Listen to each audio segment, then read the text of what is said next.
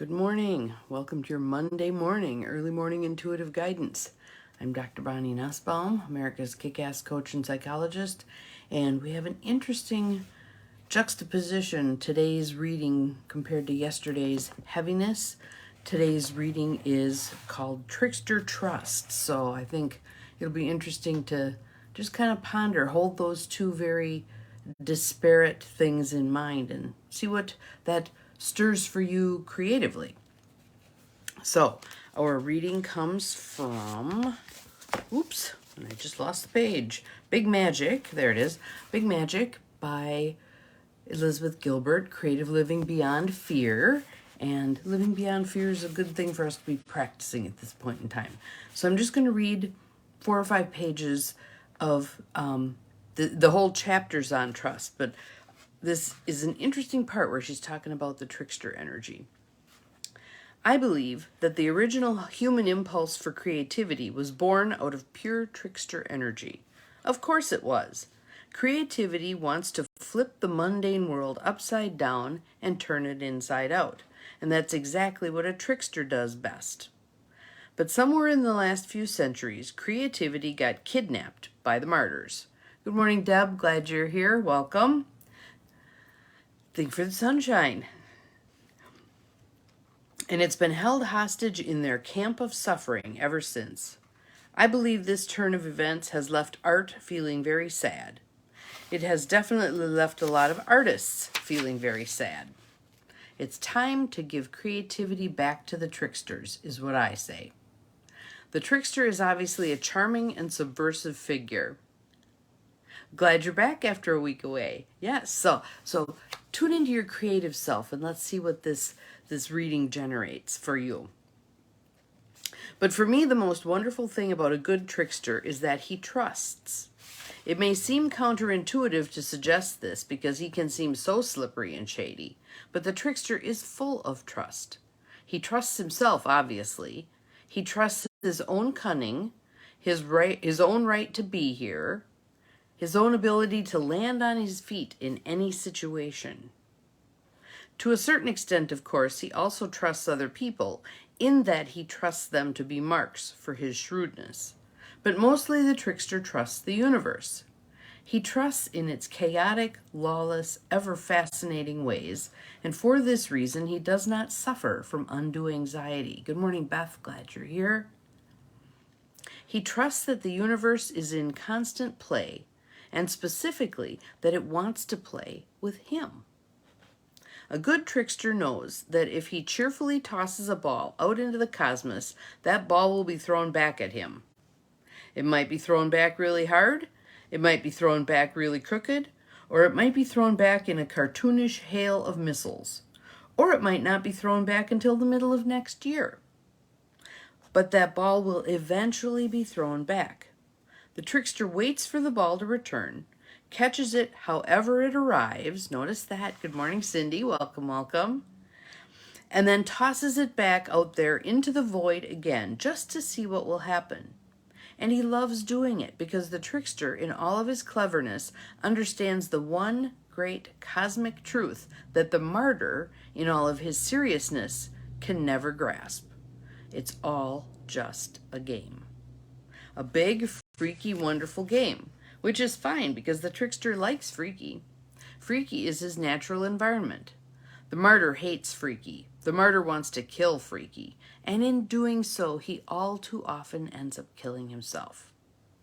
So the next little part is entitled A Good Trickster Move. And I think there's some good grist for our mill here in terms of how do we move ourselves out of that over seriousness and into more levity.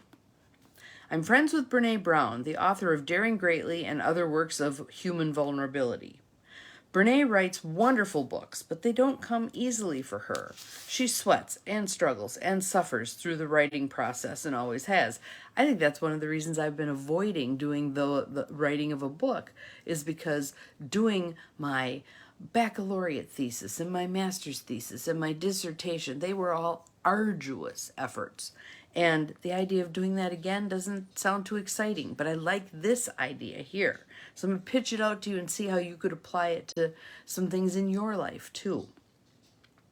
Recently, I introduced Brene to this idea that creativity is for tricksters, not for martyrs. It was an idea she'd never heard of before. As Brene explains, hey, I come from a background in academia, which is deeply entrenched in martyrdom. Good morning, Joel. As in, you must labor and suffer for years in solitude to produce work that only 4 people will ever read.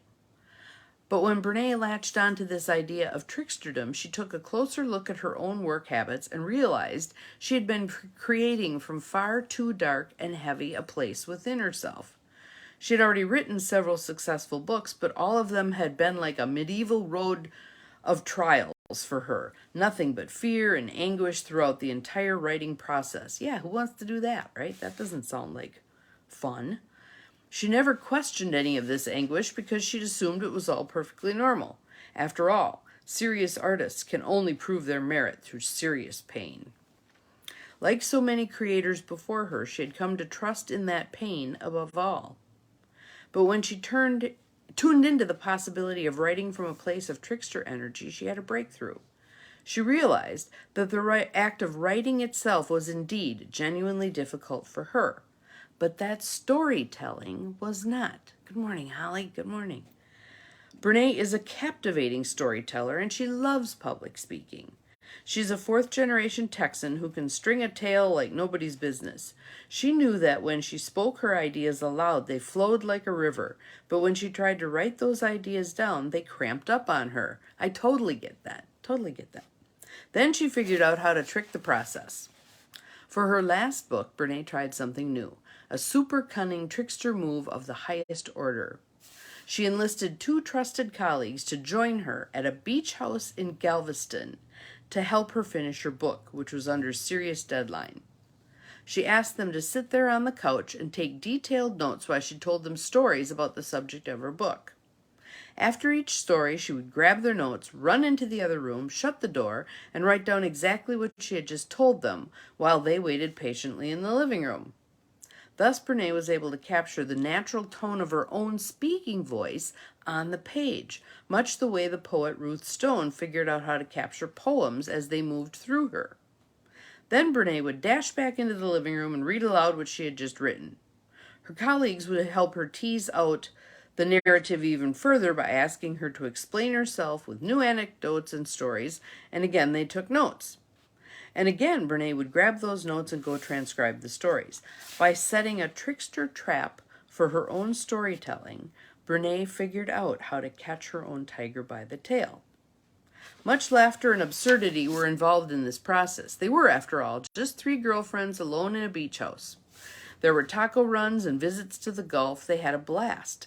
This scene is pretty much the exact opposite of the stereotypical image of the tormented artist sweating it out all alone in his garret studio, but as Brene told me, I'm done with all that.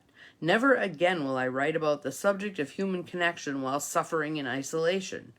And her new trick worked like a charm. Never had Brene written faster, never had she written better, never had she written with such trust.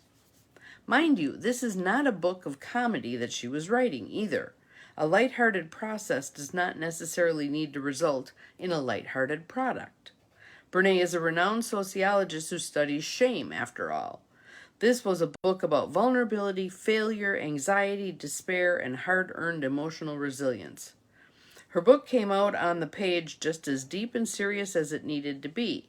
It's just that she had a good time writing it, because she finally figured out how to game the system. In doing so, she finally accessed her own abundant source of big magic. That's how the trickster gets the job done. Lightly, lightly, ever lightly. Big magic. So, what I want us to do with this today is let's take a look at where in our life are we being overly serious? Where in our life are we looking at something we do, whether it's something we do repetitively every day or something we have set forth, like writing a book, a task that we're just not accomplishing. And look to see, is it the martyr that you've been having show up for that activity. Oh, I guess I better do the dishes again. Instead of that trickster energy, which can make that be a whole much more enjoyable process. When I read the thing from Thich Nhat Hanh about doing the dishes as a sacred activity, yes, he's being serious about that, but he's also very good. He was very good at being lighthearted. If you look at the Buddha, often the Buddha is laughing. The Dalai Lama has a great sense of humor, right? So bringing that kind of energy, that let's flip it on its head, let's turn it around inside out, let's make it look unusual to us so it captivates our attention, it gets us looking at it, it gets us thinking about it in a different way, etc. So what areas of your life have been bogged down in excess seriousness and now need to have that light touch? And see what happens with that. I'd love to have you put some things in the feed in terms of what's popping into your head first and foremost in terms of where to apply this. I think for me, again, chores is one of the places where I can apply this. How do I bring a lighthearted focus to the things that need to get done every day? I'm grocery shopping today. Usually that's like, but maybe I can make that more of a lighthearted, enjoyable activity. How many people can I say hi to in the grocery store? How many unusual things can I do with the things that I pick up? Good morning, Jill. Welcome, welcome. We're just about done. Again, flipping things on their head. How can I use things in a way that they weren't initially meant to be used, but they really work well for this? Get yourself thinking outside that box, all right?